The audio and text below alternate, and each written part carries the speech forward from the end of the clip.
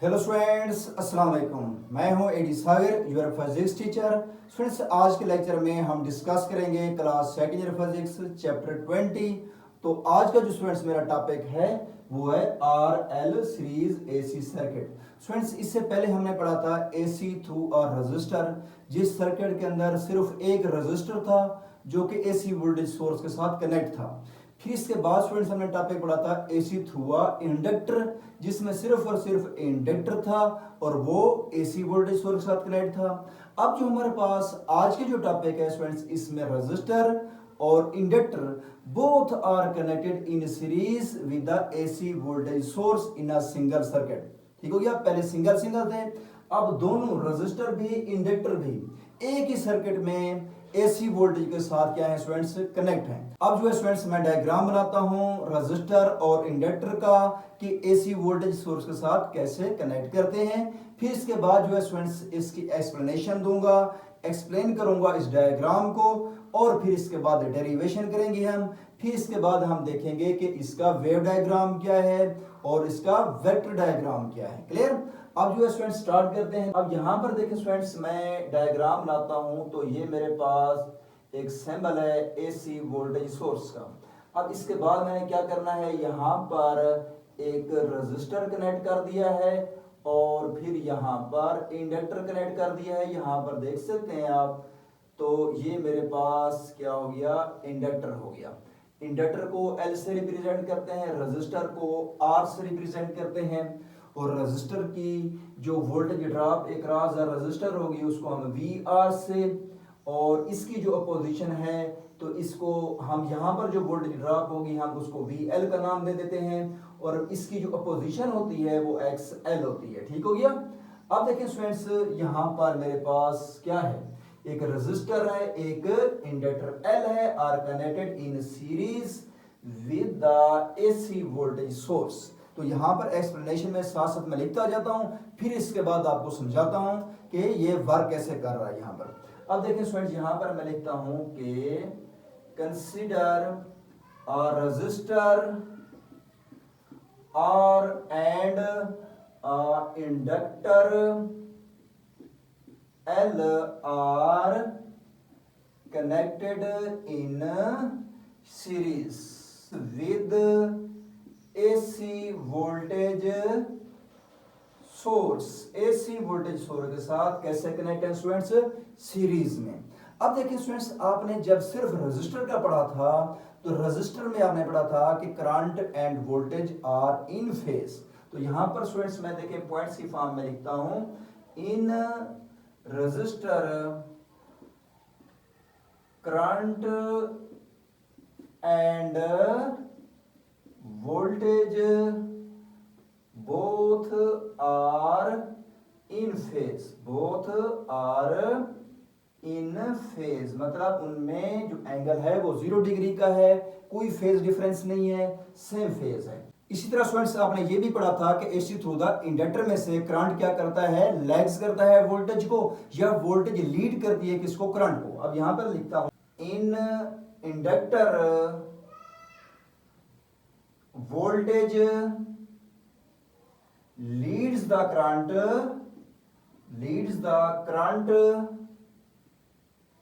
By pi by 2 or 90 degree. आपने inductor में पढ़ा था स्टूडेंट्स, जो करंट था वो लाइज कर रहा था, वोल्टेज लीड कर रही थी, कितना, पाई बाई 2 आर 90 डिग्री। अब देखें स्टूडेंट्स, यहां पर मैं नेक्स्ट पॉइंट लिखता हूं, वोल्टेज ड्रॉप एक रजिस्टर। फिर देखते हैं कि रजिस्टर पर ऊपर कितनी वोल्टेज ड्रॉप हुई है। The voltage drop across the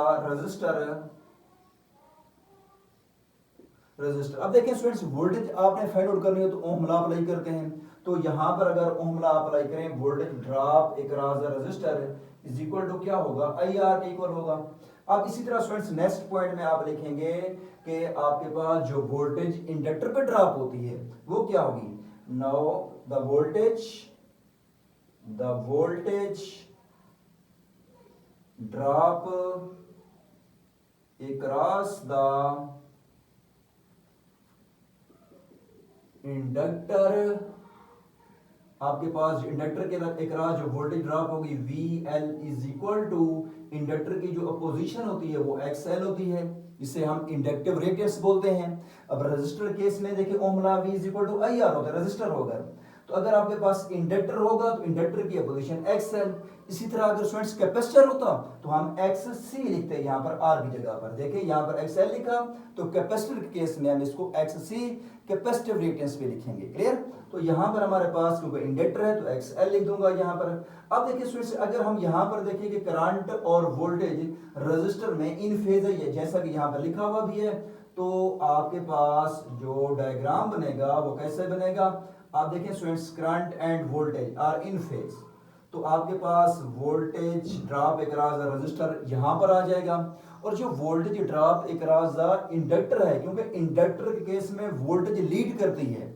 अब देखिए स्टूडेंट्स दो वोल्टेज हैं, आपने इन दो को देखना है कौन सा लीड कर रही है कौन सी लैग कर रही है। अब आपको पता है जो इंडक्टर में वोल्टेज होती है वो क्या करती है? करंट को लीड करती है। इसमें तो दोनों वोल्टेज और करंट क्या हो गए? इन फेज। तो यहां पर इंडक्टर में वोल्टेज क्या करती है? लीड करती है। तो वोल्टेज अक्रॉस द जो इंडक्टर होगी स्टूडेंट्स, उसको मैं यहां पर ड्रा कर देता हूं। तो ये मेरे पास क्या आ जाएगी? Voltage drop across the inductor VL। अब देखिए स्टूडेंट्स अगर मैं इसको इस साथ ज्वाइन कर देता हूं, मेरे पास एक ट्रायंगल बन जाती है OAB। अब देखिए स्टूडेंट्स यहां पर मैं लिखता हूं V is equal to IZ। Z का मतलब क्या है स्टूडेंट्स? Z का मतलब होता है इंपीडेंस। इंपीडेंस का मतलब ये होता है the total opposition offered by the resistor and reactance. Reactance का मतलब वो कैपेसिटर भी हो सकता है, वो इंडक्टर भी हो सकता है। रेजिस्टर के अलावा बाकी जो भी अपोजिशन है उन सब अपोजिशन का सम इज कॉल्ड इंपीडेंस। या आप ये कह सकते हैं कि किसी भी सर्किट के अंदर रेजिस्टर है, इंडक्टर है, सपोज कैपेसिटर भी है, तो फिर तीनों का जो सम होगा अपोजिशन का दैट इज कॉल्ड इंपीडेंस। तो यहां पर आपके पास तो इंडक्टर है और रेजिस्टर है, दोनों का जो अपोजिशन का सम है दैट इज कॉल्ड इंपीडेंस, और इंपीडेंस को हम Z से रिप्रेजेंट करते हैं। क्लियर? अब इसलिए मैंने यहां पे लिखा V is equal to IR। R तो लिख नहीं सकते, दोनों की अपोजिशन है, उन दोनों की अपोजिशन का सम Z से लिखते हैं, दैट इज कॉल्ड इंपीडेंस। अब ये आपके पास रिजल्टेंट होगा। अब देखिए स्टूडेंट्स इस ट्रायंगल के ऊपर अगर मैं क्या करता हूं, पाइथागोरस थ्योरम अप्लाई करता हूं, ठीक हो गया। अब यहां पे लिखता हूं in triangle OAB by applying Pythagoras theorem.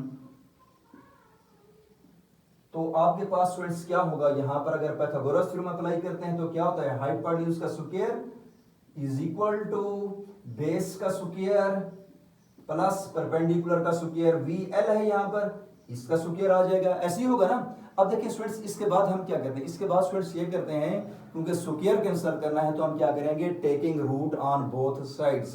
तो यहां पर मैं लिखूंगा next taking root on both sides. तो मेरे पास V इज इक्वल टू इसका स्क्वायर रूट कैंसिल हो जाएगा, VR का स्क्वायर प्लस VL का स्क्वायर आ जाएगा। अब देखें students V is equal to, जैसा कि यहां पर स्टार्ट में मैंने लिखा है VR voltage drop across the resistor, और वो कितना लिखा हुआ यहां पर? VR is equal to IR। तो यहां पर स्टूडेंट्स मैं लिखता हूं रूट में IR, क्योंकि इसका होल स्क्वायर है तो इसका भी स्क्वायर, इसका भी। इसी तरह students voltage drop across the inductor, और वो कितना लिखा हुआ है? IXL। तो यहां पर IXL आ जाएगा, क्योंकि स्क्वायर है तो यहां पर भी स्क्वायर आ जाएगा। अब देखिए स्टूडेंट्स रूट के अंदर अगर देखें आप तो रूट के इनसाइड क्या कॉमन आ रहा है? I का स्क्वायर कॉमन आ रहा है, तो I का स्क्वायर आप कॉमन ले लें, तो यहां पर आपके पास R का स्क्वायर प्लस XL का स्क्वायर आ जाएगा। अब देखें स्टूडेंट्स नेक्स्ट स्टेप में आप ये करते हैं V is equal to I, क्योंकि देखें I का स्क्वायर है तो इसका स्क्वायर रूट कैंसिल हो जाएगा, I रूट से बाहर आ जाएगा, तो ये आपके पास रूट में क्या बचेगा? R का स्क्वायर प्लस XL का स्क्वायर। अब देखिए स्टूडेंट्स ये जो आपके पास हेयर, ये आपके पास जो है आपके पास R का स्क्वायर प्लस XL का स्क्वायर, ये दो अपोजिशंस हैं, ये रेजिस्टर की अपोजिशन है रेजिस्टेंस, ये इंडक्टर की इंडक्टिव रिएक्टेंस है XL का स्क्वायर। इन दोनों का जो सम होता है वो इंपीडेंस के इक्वल होता है।